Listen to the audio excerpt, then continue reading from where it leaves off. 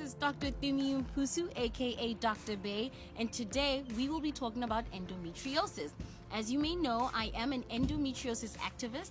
I have been living with endometriosis stage 3 for almost 2 years with this cousin called diffuse adenomyosis. So let's go straight into it. What does endometriosis mean? What is it?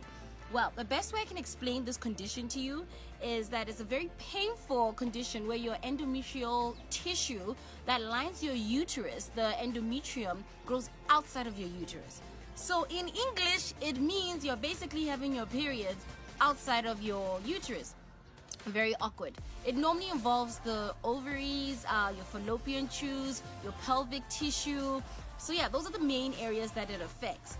However, endometriosis can be divided into stage 1 to 4. So stage 1, you'll find that the endometrial tissue has affected your ovaries, maybe just one of them, maybe both of them, maybe they've also caused cysts to happen because your endometrial tissue, as it grows, as I said, it's like having your periods outside of your uterus. So the endometrial tissue will grow on your ovary or wherever it's decided to grow on. It will thicken just like your normal uterine wall, and then it will break down. The bleeding process, that's when your menstruation happens. However, if this is occurring on your ovaries or your fallopian tubes or your pelvic tissue, where is it bleeding to? There's no exit plan. It gets stuck, it gets trapped. So sometimes you find like that scar, it forms scarring tissue, that's adhesions. Or sometimes it may connect, the scarring tissue can connect your fallopian tube right on top of your uterus. We call that like a frozen pelvis. Or you'll just get inflammation where like it just gets there and it hardens, and that hardening process, inflammation, it will cause you so much pain. So as I was saying, stage 1 of endometriosis, you'll find that maybe it's only affected your ovaries. Then stage 2 might be it affects your ovaries and your fallopian tubes. Stage 3 could be it affects your tubes, your ovaries, and plus it's formed cysts and fibroids on top of that. And stage 4 is when everything's been involved, like everything's being involved. And the likelihood of you having something we call a frozen pelvis is when your body kind of attacks itself.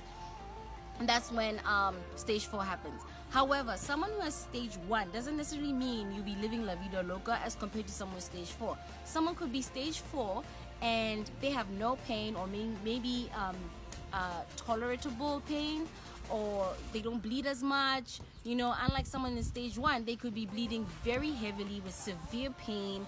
Also have another condition called IBS, which is irritable bowel syndrome. Basically your intestines are unhappy. So when this is happening, you need to understand your body's like, hold on for a second, I know that this girl should only be having her periods within her uterus. So when you start having periods outside your uterus, your body's going to try and combat and try and protect you from that, but it doesn't know it's actually making it worse.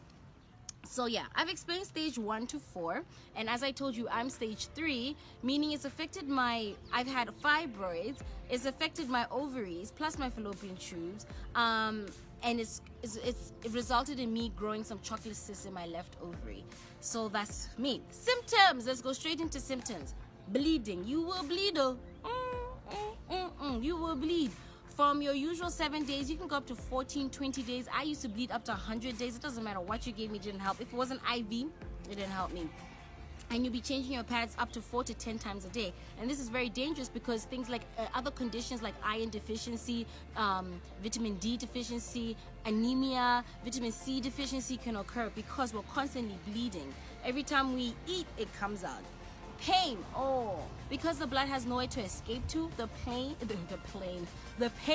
is so severe. Sometimes you can't even walk, and you'll find most of us who do have endometriosis are permanently on pain meds, which is not a good thing. In the long run, we're gonna have problems. So yeah, those are one of it. Diarrhea can be such a thing. Constipation. Oh my goodness, something that's really, really bad is mood swings, PMS. You will have mood swings like crazy. Your emotions are constant roller coasters, so it's quite tough. Stomach aches, you can even have UTIs. You may not be able to urinate as easily anymore because maybe you'll find that some tissue has gone onto your ureters. Like, everybody's different, everybody has different situations. I cannot sit here and tell you this is it, but for me, most of those situations I spoke about has happened to me. So conditions like this, what causes it? We have no idea. There's no one probable cause for it. Some say genetics, some say the environment, some say the food we eat. There's no one probable cause, and honestly, most of us don't really know. You'll find that it affects things like fibroids and cysts affect black women more than your Caucasian women. Why? I have no idea. I cannot sit here and explain it to you. So unfortunately, it sucks. Yeah, so what can we do to help us? How do you diagnose this kind of situation? It's not easy. Some can do ultrasound scans. If you're lucky, you can. Again, for me, mine was diagnosed with an ultrasound scan on my ovary. Some have to do, the best probable way to diagnose this is through surgery. You need to go have surgery. We open up and we can see what we're dealing with. That's the best way to figure it out. But not everybody can go for open surgery, so it kind of sucks. Sometimes you may come with symptoms and we kind of have to manage and see how it goes. So it's normally guesswork when it comes to people with endometriosis. And is there a cure for it? No, there's absolutely no cure for it. They're still working on it, but there is no, listen to me, there's no cure. This thing is still here.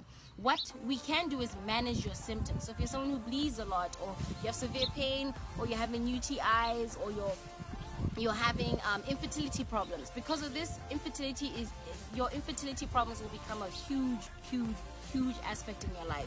The likelihood of you having a child is going to be very, very slim, and it's going to be very, very tough. So it's not impossible. There are people who are breaking the laws every day, but it is going to be very tough. So managing ways you can use to combat endometriosis.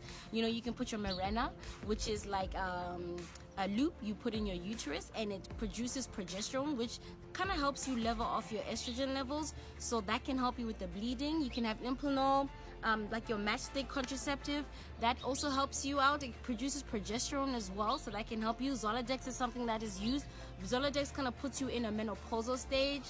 Some people take some OCPs, your Diane, your Yasmin. So it really depends. There's quite a lot of different things people use to combat endometriosis. It just really depends on you. For me, I'm using Mirena, Implanon, and Zoladex. It's quite a lot, but since I've been using all three, my emotions are like crazy off the roof sometimes, because sometimes my body thinks it's pregnant, next minute it thinks it's in menopause, so it's a bit wild in my body. But like my bleeding, my pain, constipation, my diarrhea has completely subsided. So yeah, it just gets better and better every single day. Diet is such a huge thing. You want to make sure you're eating food that is anti-inflammatory, that has anti-inflammatory properties that can really help you. Your omega-3, apple cider vinegar, your veggies, your fruits, your grains, your seeds. Make sure you enhance on that and reduce on things like alcohol, caffeine, salt, red meat. That will really help you guys. So yeah, these are small facts that have helped me over the years. And indeed, when I started this journey, I was a complete mess. I had no idea what to do, and I was alone. Make sure you have a support system, your family, your friends, and even reach out to us at the Endometriosis Foundation. Let's talk about it. Let's see how we can help you. But yeah, I hope this helps you guys. Love you always. Leave questions, ask your questions, and yeah, if you are on this journey, you will be okay, and you will get through this. Bye.